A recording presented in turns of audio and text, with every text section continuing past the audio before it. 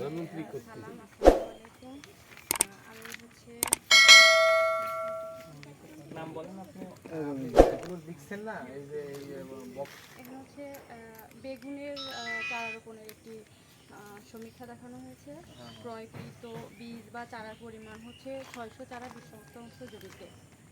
হচ্ছে চারা বিক্রেতার নাম হচ্ছে খলিল শেখ, বাগেরহাট ঠিকানা। চারা ক্রয়ের তারিখ হচ্ছে 1/4/2024। বীজের মূল্য ছিল 800 টাকা। বীজ চারা জাতের নাম হচ্ছে লোনা। বীজের অঙ্কুরোদ্গমের হার হচ্ছে 88%। বীজের বিশুদ্ধতার হার হলো 90%। বীজ বা চারা রোগমুক্ত কিনা হ্যাঁ। আর রোপণকারীর নাম হচ্ছে মুসা শেখ। বপনের তারিখ হলো 2/2/24।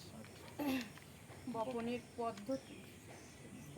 পদ্ধতি হচ্ছে তো এখানে আসলে ক্রয়কৃত বীজ ও চারার পরিমাণ তাহলে 600 চারা যদি হয় তাহলে বীজের মূল্য লিখতে হবে, কেন এখানে তাহলে লিখতে হবে চারার মূল্য 800 টাকা। 600 চারা 600 টাকাই মানে হবে, তাই না? আচ্ছা যাই হোক, বেশি হতে পারে, হ্যাঁ এখানে কম বেশি হতে পারে, চারা ভেদে তো দাম বেশি হবে।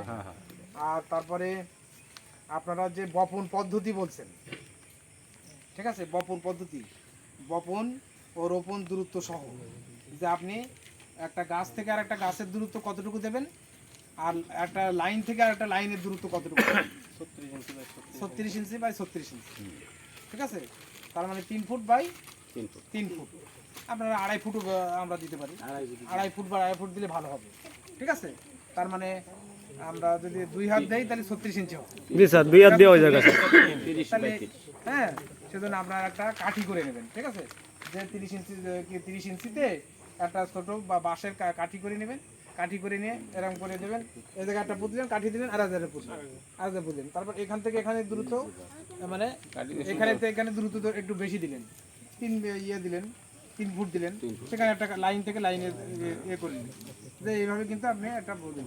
আর সুতা টানায় সুতা করে পুরোটা মাঠটা আপনি সুতা করে, তাহলে আপনার কতটুকু চারা, কত পরিমাণ চারা লাগবে সেটা আপনি বুঝতে পারবেন।